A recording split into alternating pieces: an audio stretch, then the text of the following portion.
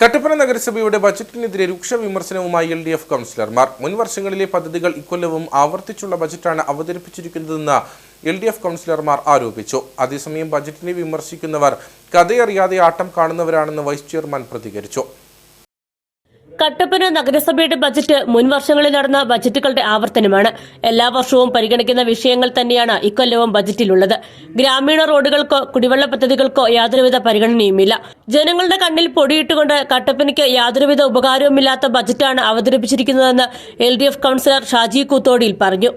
ഗ്രാമീണ റോഡുകൾക്ക് അധികമായി ഫണ്ട് വെക്കാതെ, കുടിവെള്ളത്തിനെ കുറിച്ച് സംസാരിക്കാതെ, കട്ടപ്പനയുടെ വികസനത്തിനുതകുന്ന യാതൊരു പദ്ധതി ഇല്ലാതെ ജനങ്ങളുടെ കണ്ണിൽ പൊടിയിടുന്നതിന് വേണ്ടി മാത്രം നടത്തിയ ഒരു ബഡ്ജറ്റാണ്. നമുക്കറിയാം, നമ്മുടെ 20 ഏക്കറിലെ പാലത്തിന്റെ സമീപം താമസിക്കുന്ന അവരെ മാറ്റാൻ വേണ്ടി ഒരു 10 രൂപ പോലും അതിനുവേണ്ടി വകയിരുത്താതെ, അതോടൊപ്പം നമ്മുടെ യുവാക്കളുടെ കഴിഞ്ഞ 5 വർഷക്കാലമായി ഇടതുപക്ഷ കൗൺസിലർമാർ ആവശ്യപ്പെടുന്നതാണ് കട്ടപ്പനയിലെ യുവജനങ്ങൾക്ക് വേണ്ടി ഒരു കളിസ്ഥലം ഏറ്റെടുക്കുന്നതിന് വേണ്ടി നാമമാത്രമായ തുകയെങ്കിലും ഒരു ബഡ്ജറ്റ് പ്രൊവിഷൻ പോലും അതിനകത്ത് വെക്കാതെ ഈ നാട്ടിലെ യുവജനങ്ങളെ മുഴുവൻ അവഗണിക്കുന്ന നിലപാടാണ് കട്ടപ്പന നഗരസഭ എടുത്തിരിക്കുന്നത്. ടൗൺ ഹാൾ ഉൾപ്പെടെയുള്ളവ പുതുക്കിപ്പണിയാതെ അവ വർഷങ്ങളായി ലക്ഷങ്ങൾ ചെലവഴിച്ച് മെയിന്റനൻസ് നടത്തുക മാത്രമാണ് ചെയ്യുന്നത്. ടൂറിസം രംഗത്തിനടക്കം യാതൊരുവിധ പരിഗണനയും നൽകിയില്ലെന്ന് കൌൺസിലർ സുധർമ്മ മോഹനൻ പറയുന്നു. ഇവിടെ നമ്മൾ ഈ കഴിഞ്ഞ 5 കൊല്ലം നവീകരണവുമായി ബന്ധപ്പെട്ട് ലക്ഷക്കണക്കിന് രൂപ അതിന് ചെലവഴിക്കുന്നതല്ലാതെ അതൊന്ന് പൊളിച്ചു പണിയണമെന്നുള്ള ഞങ്ങളുടെ ആവശ്യം ഇതുവരെ അംഗീകരിച്ചിട്ടുമില്ല. അത് ഇത്തവണ ബജറ്റിൽ അതിന് ഫണ്ട് വകയിരുത്തിയിട്ടുമില്ല. കല്ലുകുന്ന് നിവാസികളോട് തീർത്തും അവഗണനയാണ് കാണിച്ചതെന്ന് ധന്യാനിൽ പറഞ്ഞു.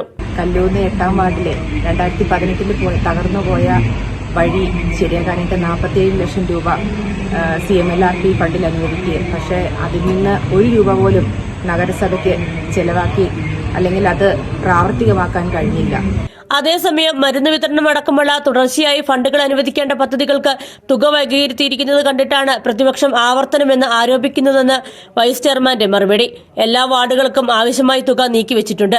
കഥയറിയാതെ ആട്ടം കാണുന്നവരാണ് വിമർശനവുമായി രംഗത്തെത്തിയിരിക്കുന്നതെന്നും വൈസ് ചെയർമാൻ KJ ബെന്നി പറഞ്ഞു. കുറച്ച് അനിവാര്യ പ്രോജക്റ്റുകൾ ആവർത്തിച്ച് മൃഗാശുപത്രിക്ക് മരുന്ന് വാങ്ങാൻ പൈസ കൊടുക്കും. കഴിഞ്ഞ വർഷം കൊടുത്ത് ഈ വർഷം കൊടുക്കണ്ടേ? താലൂക്ക് ആശുപത്രിക്ക് മരുന്ന് വാങ്ങാൻ പൈസ കൊടുക്കണ്ടേ? ആയുർവേദ ആശുപത്രിക്ക് പൈസ കൊടുക്കണ്ടേ? ഹോമിയോ ആശുപത്രിക്ക് പൈസ കൊടുക്കണ്ടേ? അതൊക്കെ ആവർത്തിച്ചു വരും. പക്ഷേ കഴിഞ്ഞ പ്രാവശ്യത്തിനേക്കാൾ മെച്ചപ്പെട്ട തുക അതിന് എല്ലാവർക്കും അവരുടെ ആവശ്യമനുസരിച്ച് അവിടുത്തെ വിട്ടുകിട്ടിയ സ്ഥാപനങ്ങളുടെ അനുവന്മാർ നമ്മളോട് ആവശ്യപ്പെട്ട തുക അല്ല അവർക്ക് കൊടുത്തിട്ടുണ്ട്. അല്ലാതെ പ്രതിപക്ഷം അത് മറുപടി കേൾക്കാൻ നിൽക്കണ്ടേ? ഓൺലൈനില് ബഡ്ജറ്റ് അവതരിപ്പിക്കാൻ കഴിഞ്ഞു എന്നുള്ളത് ഞാനതോടെ സൂചിപ്പിച്ചല്ലോ. കമ്പ്യൂട്ടർ വന്നപ്പോ കമ്പ്യൂട്ടറിലെ സമരം ചെയ്ത ആളുകളാണ് കേസ്മാർട്ട് കൊണ്ടുവന്നത്. ആ കേസ്മാർട്ട് കൊണ്ടുവന്നത് UDF അല്ലല്ലോ. കമ്പ്യൂട്ടറിലെ സമരം ചെയ്ത ആളുകളെ കേസ്മാർട്ടിലെ ആപ്ലിക്കേഷൻ തന്നെ മലയാളത്തിൽ അടിക്കാനുള്ളേ. മലയാളത്തിൽ അടിക്കാൻ ആപ്ലിക്കേഷൻ ഇല്ലാതെ കട്ടപ്പന മുനിസിപ്പാലിറ്റിക്ക് സ്വന്തമായി സോഫ്റ്റ്വെയർ ക്രിയേറ്റ് ചെയ്യാൻ പറ്റുമോ? അപ്പൊ കഥയറിയാതെ ആട്ടം കാണുന്ന ആളുകളെ കുറിച്ച് നമുക്ക് ഒന്നും പറയാനില്ല. ഹസ്തമേ എന്ന് മാത്രം പറഞ്ഞ് അവസാനിപ്പിക്കും. ബജറ്റിൽ മലയാളം ഭാഷയെ മാറ്റി നിർത്തിയതുൾപ്പെടെ പ്രതിപക്ഷം ചൂണ്ടിക്കാണിച്ചു. സെക്രട്ടറിക്ക് നേരെയും വിമർശനങ്ങൾ ഉയർന്നിരുന്നു. ചർച്ചയ്ക്കിടെ യോഗം ബഹിഷ്കരിച്ചുകൊണ്ട് LDF കൌൺസിലർമാർ ഇറങ്ങിപ്പോയത് ഭരണപക്ഷത്തും വലിയ ചർച്ചയായി.